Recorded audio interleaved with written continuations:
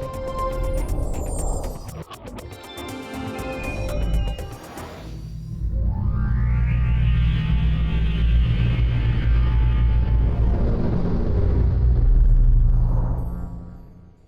and welcome to official Xbox 360 magazine's OXM report. And this week, to celebrate E3, we've got an interview with the developers of one of the convention's most anticipated games, tropical zombie shooter Dead Island. So I'm here with Torsten, who's the assistant producer on Dead Island. So a lot of people kind of assume this would be a straight action game, but it's got a lot more sort of RPG style elements, right? Yeah, actually we are like an action RPG zombie slasher. It sounds really strange. We created our own genre. So basically you can choose out of 4 character classes, and each character class has a skill tree, like 3 skill trees and 1 unique skill tree. So you will go back into levels, you will grind levels, you try to get as much experience points as possible to really level up your characters and to go that path that you want to go. So you guys have 4-player co-op throughout the entire campaign. How important was it to include that in the game? Well, I think if you have 4 different character classes and each character class has something unique about it that has an influence on the gameplay and on the game design. So if you play for example with the tank that we already revealed, or today with the assassin, it's going to be something completely different than if you take the other character classes. It seems to be mainly about the sort of melee combat. I mean, there are guns in the game, but it's more about, you know, fashioning these really lethal sort of melee weapons. Tell me about what you were thinking when you added the weapons to the game. Well, the thing is that you will pick up like everyday items, like maybe a paddle on this island or a wooden plank or something like this. Your weapons will break after they've been used or during usage. You will have a customization in form of that you will get blueprints, and you can, for example, create like this nailed baseball bat with really awesome nails in that with a block factor. So this is what we're going to do. As I said, we're close combat, but I mean, there's nothing like fun like shoot a zombie in the head with a gun. So there also will be guns, but for example, in a natural context, you walk on the street, there's a dead officer lying on the floor, 3 bullets in his barrel, 1 in his head because he couldn't take the situation. So this is how it's going to go, and the ammo is always limited because we really want the players to go for the close combat feature. So what's the key to creating the perfect sort of zombie for a game?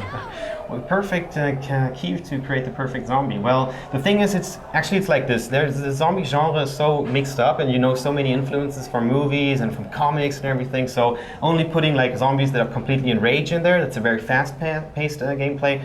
It's not like the approach that we're going for. We have different kind of zombie types. You have the slow walkers, you know, and if you get surrounded by 5 of them, they may be like level 7, you will have problems. You have the infected who run to you, who punch you. You probably have to take them out by throwing your weapon first at them, to knock them off their feet, go to them and then crush their skull. So tell me about the different areas you've got in the game, because they're quite large sort of sandbox style areas. Exactly. You start out at the island, at the resort area, and today we also showed the city. So you also have indoor levels in there. So since this is an island, there are different kind of settings on the island. Can't talk about all of them. So there will be a lot of different things to explore, because also the story that you will follow will take you to the different settings, and actually you want to find out what's going on there, why are you there, and what's going to happen. So, like Walking Dead, there's a sense of journey in the game. Exactly, that's a good example. Tell me about the special types of zombies you'll be fighting. What did we show so far? So you have the slow one, the walker, who's going to surround you, who's going to punch you. He's like the dumb kind of zombie. Sorry for that. And you have the fast one, the infected one. We also showed the suicide, a guy covered with bubbles, you know, and then you come to him, they start to bubble and everything, and actually he didn't completely lose his mind, so he still has something kind of human on him, so he's going to be like, oh, please kill me, you know. Then, of course, today we revealed the tank, like this big-ass guy, you know, in front, he's protected, you have to attack him from behind. Yeah, that are the things that we showed so far. You also have like burn zombies, like they're burning, so they have a damage. You have to take them from a distance. Be careful. Don't get too close. So there are also sort of environmental devices you can use to help you on your way, sort of almost like traps, right? Exactly. Today, something that's really fun. People actually picked up boxes, you know, like crazy, and they were going to the zombies and hitting them in the head with that stuff. Something you can use, but my favorite so far is there's a gas tank, and actually there's a crowd of zombies coming towards you, or a really strong one, so you lure him into that kind of corner, you aim with your weapon, you throw the weapon, and boom goes the zombie, and actually you have quite an advantage about that. And you can use those special zombies against each other as well, right? You can blow the suicider up next to a load of zombies, or get the tank to run through. Exactly, you did your homework. Yeah, I really did.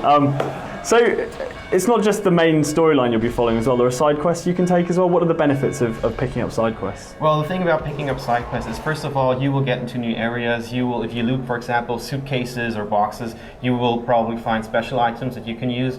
There are also things that side quests will probably get you to collectibles, like voice recordings that will show you, okay, like the last few hours of some survivors. You know, like this one guy who had to kill his brother because he was turned, or a guy who had to kill his girlfriend. So this is one of the mechanics we use to actually get the players close, like on an emotional level, to the story. And not all of the human survivors you meet are going to be friendly, right? No. Yeah, there will be guys like they're thinking about their personal benefits. So if you go into their hood like this kind of way, they're going to attack you, and you have to fight them off. Obviously, the trailer caused a massive buzz. I mean, how do you follow that up with the rest of your marketing campaign? That's a good question, actually. I mean, we were really surprised about the buzz that we made. The people like giving feedback on the game, the expectations that they had. We combined it to the elements that we have in the game. So probably we will soon talk about some new features of the game, especially with the E3 coming up. So you can be excited. Excellent, cool. Torsten, thank you so much for talking to us. No problem. For an exclusive hands-on with Dead Island, pick up the latest copy of OXM on shop shelves this week.